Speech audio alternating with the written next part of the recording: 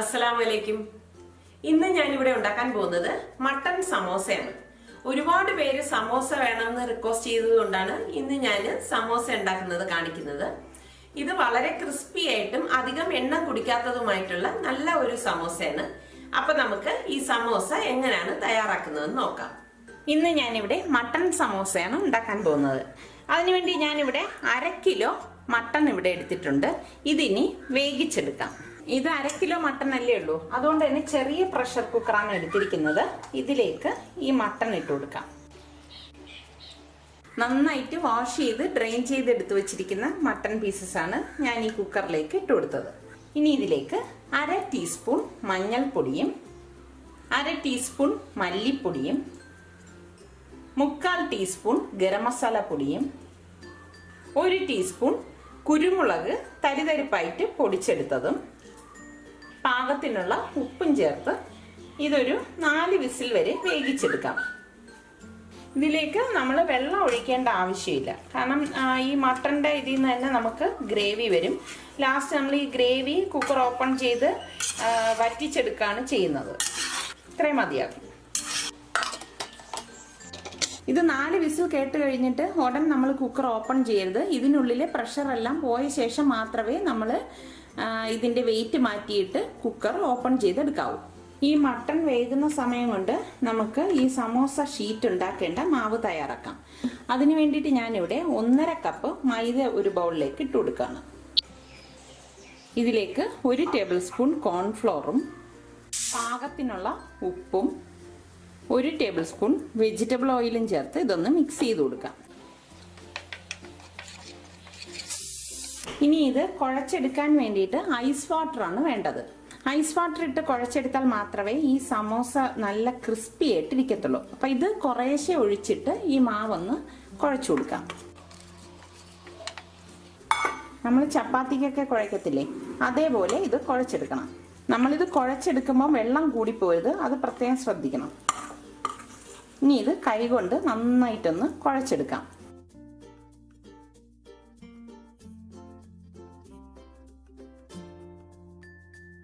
ഇത് നമ്മൾ കുഴച്ചെടുക്കുമ്പോൾ ഒരു കാര്യം ശ്രദ്ധിക്കേണ്ടത്, കുറച്ച് ടൈറ്റാക്കി വേണം നമ്മളിത് കുഴച്ചെടുക്കേണ്ടത്. അപ്പം ഇതിപ്പോൾ ഞാനിവിടെ നല്ലതുപോലെ കുഴച്ചെടുത്തിട്ടുണ്ട്. ഇനി ഇത് പാത്രം മൂടി വെച്ചിട്ട് 1/2 മണിക്കൂർ മാറ്റി വെക്കാം. ഈ 1/2 മണിക്കൂർ കഴിഞ്ഞിട്ടാണ് നമ്മളിത് പരത്തി സമോസ ഷീറ്റ് റെഡിയാക്കി എടുക്കുന്നത്. ഇനി നമ്മൾ ഈ സമോസ ഷീറ്റ് ഒട്ടിച്ചെടുക്കാനുള്ള ഗ്ലൂ തയ്യാറാക്കി എടുത്ത് വെക്കാം. ഇതിൻ്റെ പേസ്റ്റ് ഉണ്ടാക്കാൻ വേണ്ടിയിട്ട് ഞാനിവിടെ ഒരു 5 ടേബിൾ സ്പൂൺ മൈദ മാവ് ഇട്ട് കൊടുക്കുകയാണ്. ഇത്രയും മതിയാകും. ഇതിലേക്ക് ഇനി പാകത്തിനുള്ള ഉപ്പും കൂടി ഇട്ട് കൊടുക്കാം. ഇതേപോലെ തന്നെ നല്ല തണുത്ത വെള്ളം ഒഴിച്ച് ഇതൊന്ന് കുഴച്ചെടുക്കണം. ഐസ് വാട്ടർ തന്നെയാണ് നമ്മൾ ഇതിനായിട്ട് ഉപയോഗിക്കുന്നത്. ഒരു പേസ്റ്റ് പോലെ ഇത് നമുക്ക് കുഴച്ചെടുക്കാം. ഇതുപോലെ പേസ്റ്റ് പോലെ ആക്കിയെടുക്കണം. ഇനി ഇത് മാറ്റി വെക്കാം. ഇനി നമുക്ക് വെന്ത മട്ടൺ എങ്ങനെയാണ് തയ്യാറാക്കുന്നതെന്ന് നോക്കാം. കണ്ടോ, ഇതിവിടെ വെന്തിട്ടുണ്ട്. ഇനി ഈ ഗ്രേവി, ഈ ഇരിക്കുന്ന ഗ്രേവി ഉണ്ടല്ലോ, ഇതിനി പറ്റിച്ചെടുക്കാം. പറ്റിച്ചെടുത്ത ശേഷം ഇതിലുള്ള കഷ്ണങ്ങൾ നമ്മൾ ഒരു മിക്സിയുടെ ജാറിലിട്ട് ഒന്ന് ക്രഷ് ചെയ്തെടുക്കുകയാണ് ചെയ്യുന്നത്. ഈ കുഴച്ചു വെച്ചിരിക്കുന്ന മാവ് നമുക്ക് ചെറിയ ചെറിയ ബോൾസ് ആക്കി ഉരുട്ടി പരത്തിയെടുക്കാം. ഇത് പരത്തിയെടുക്കാനുള്ള സൗകര്യത്തിന് കൗണ്ടർ ടേബിൾ നന്നായിട്ട് തുടച്ച ശേഷം കുറച്ച് മൈദ മാവൊന്ന് സ്പ്രിങ്കിൾ ചെയ്ത് കൊടുക്കാം. ഇനി ഇതിലേക്ക് ഈ ഉരുട്ടി വെച്ചിരിക്കുന്ന മാവിട്ട് പരത്തി കൊടുക്കാം.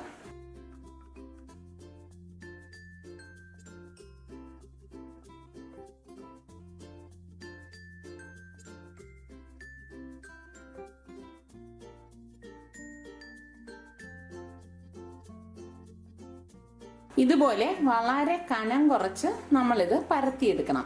ഇനി ഇത് ഒരു പാനിലിട്ട് ചുട്ടെടുക്കാം.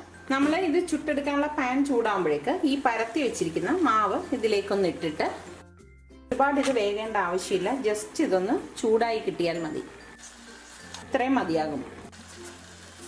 ഇങ്ങനെ ഈ ഇരിക്കുന്ന മാവെല്ലാം നമുക്ക് ഇതുപോലെ തന്നെ ഇട്ട് ഒന്ന് ചൂടാക്കി എടുക്കാം. ഇത് വേകേണ്ട ആവശ്യമില്ല, അത് പ്രത്യേകം ശ്രദ്ധിക്കണം. ജസ്റ്റ് ഇതുപോലെ ഒന്ന് നമ്മൾ ചൂടാക്കാൻ ഇട്ടിട്ട് ഇതൊന്ന് മറിച്ചിട്ട് കൊടുക്കണം.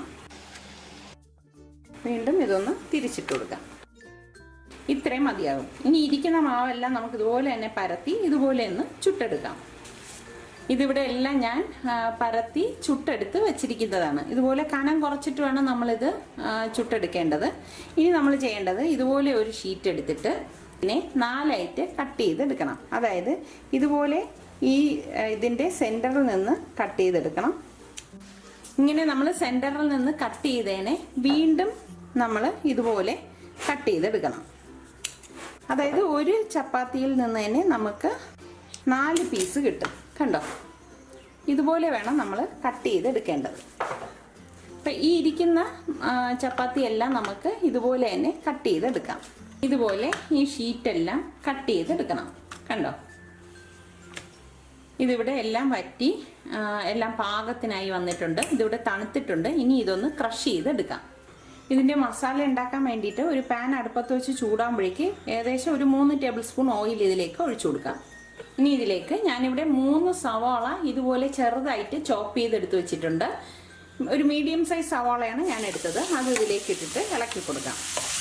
ഇതോടൊപ്പം തന്നെ ഞാനിവിടെ 2 ടേബിൾ സ്പൂൺ ജിഞ്ചർ ഗാർലിക് പേസ്റ്റും കുറച്ച് കറിവേപ്പിലയും എടുത്തിട്ടുണ്ട്. അതും കൂടി ഇട്ട് ഇളക്കി കൊടുക്കണം. ഇനി ഇതിലേക്ക് പാകത്തിനുള്ള ഉപ്പിട്ട് കൊടുക്കാം.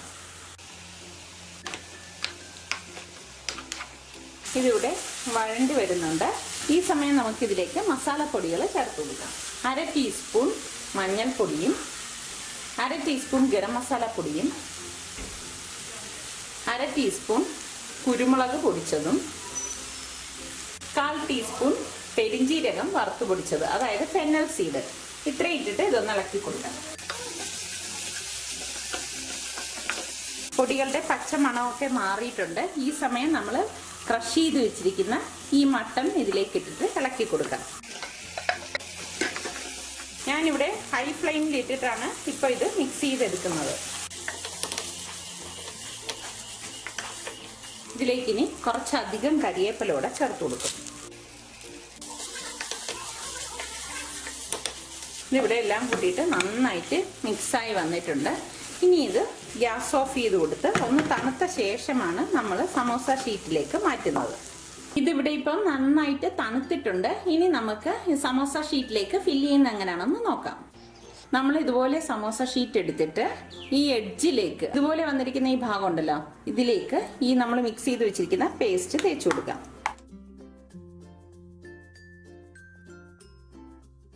ഇങ്ങനെ വേണം തേച്ച് കൊടുക്കേണ്ടത്. എന്നിട്ട് ഇങ്ങനെ ഒന്ന് ഫോൾഡ് ചെയ്ത് കൊടുക്കണം. കണ്ടോ, ഇപ്പം ഇതൊരു കോൺ പോലെയായി. മനസ്സിലായല്ലോ? ഇനി ഇതിനുള്ളിലേക്കാണ് നമ്മൾ ഈ ഫില്ലിങ് നിറയ്ക്കുന്നത്. കണ്ടോ, ഇതുപോലെ നിറയ്ക്കണം. ഇനി നമ്മൾ ഇതിൻ്റെ 2 ഭാഗത്തും ഈ പേസ്റ്റ് ഒന്ന് തേച്ച് കൊടുക്കണം. അതുകൊണ്ടാണ് നമ്മൾ ഇത് വല്ലാതെ ലൂസായി പോരുതെന്ന് പറയുന്നത്. വല്ലാതെ നമ്മൾ ഈ പേസ്റ്റ് ഉണ്ടാക്കുന്ന ലൂസായി കഴിഞ്ഞാൽ ഇത് ഒട്ടത്തില്ല. കണ്ടോ, ഇത്രയേ ഉള്ളൂ. ഇതുപോലെ ഈ ഇരിക്കുന്ന ഷീറ്റെല്ലാം നമുക്ക് ഫില്ല് ചെയ്തെടുക്കാം.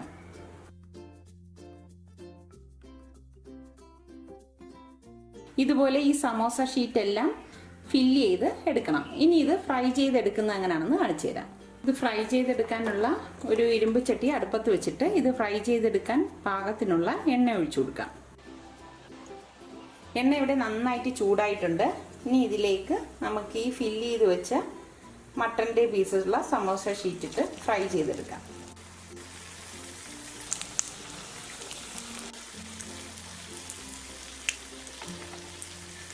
ഒരു സൈഡ് റെഡി ആകുമ്പോൾ പതുക്കെ ഒന്ന് മറിച്ചിട്ട് കൊടുക്കാം.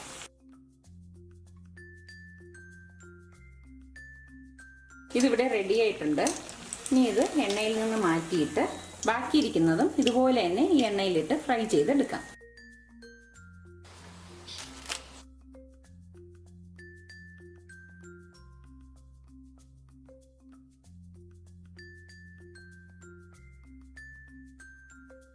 കണ്ടോ, ഇതൊട്ടും എണ്ണ കുടിക്കുകയോ ഒന്നും ചെയ്തിട്ടില്ല. മട്ടൺ സമോസ ഇവിടെ തയ്യാറായി. ഇത് വളരെ ടേസ്റ്റി ആയിട്ടുള്ള നല്ല ഒരു സമോസയാണ്.